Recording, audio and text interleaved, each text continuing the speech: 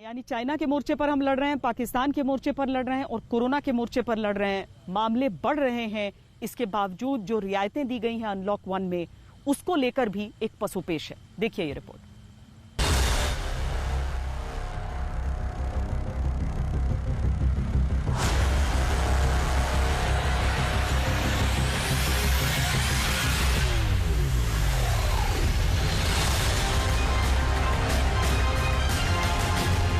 पच्चीस मार्च से 67 दिन का संपूर्ण राष्ट्रीय लॉकडाउन लगा और फिर रियायतों के साथ ताला खोलने की प्रक्रिया शुरू हुई। 25 मार्च से अब तक 75 दिन बीत चुके हैं और अनलॉक 1 में आज से रियायतों का नया दौर शुरू हो गया। धार्मिक स्थल, मॉल और रेस्तरां को भी छूट दे दी गई है। अब बस सिनेमा हॉल और शैक्षिक संस्थानों को लेकर ही बंदिशें बची हैं। भारत ने 25 मार्च से जिस लॉकडाउन की शुरुआत की थी, वो 4 चरण में 31 मई तक जारी रहा।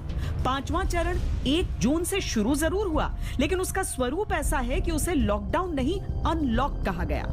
और चर्चा इस बात को लेकर जोरों पर है कि जब देश में लगातार केस बढ़ रहे हैं, तो क्या हम इस अनलॉकिंग के लिए तैयार हैं? कितना बड़ा चैलेंज है, क्या तैयारी करने की जरूरत है लोगों को, क्योंकि मॉल में बहुत भीड़ होती है, धार्मिक स्थल है या आप रेस्टोरेंट की बात करें, वहां लोग बैठ के खाना भी खा सकते हैं। तो किस ढंग से एहतियात बरती जाए और क्या एहतियात बरतना जरूरी है? अब फेज 1 ऑफ अनलॉकिंग में पहुंच रहे हैं, तो लोगों की रिस्पॉन्सिबिलिटी बहुत ज्यादा हो जाती है। और जब हम लोगों की बात कर रहे हैं, तो आपको अपने आप को भी बचाना है और ये देखना है कि आप से किसी और को इन्फेक्शन ना हो और आप इन्फेक्शन लेके घर पे ना आए, जिससे आपके जो घर वाले हैं, चाहे वो बुजुर्ग हों चाहे बच्चे हों, उनको भी इन्फेक्शन ना हो। भारत ने लॉकडाउन को समय रहते लागू किया था और इसका नतीजा दिखा भी था। 0 से 1 लाख केस तक पहुंचने में भारत को 111 दिन लगे, लेकिन अगले 15 दिन में ही भारत में 2 लाख केस हो गए। आज भारत में 2.5 लाख से अधिक मामले हैं। प्रतिदिन संक्रमण की रफ्तार के हिसाब से भारत दुनिया में 3रे नंबर पर है और ओवरऑल सूची में 5वें नंबर पर। भारत में कोरोना केस दोगुने होने की रफ्तार दुनिया में ब्राजील के बाद 2रे नंबर पर है।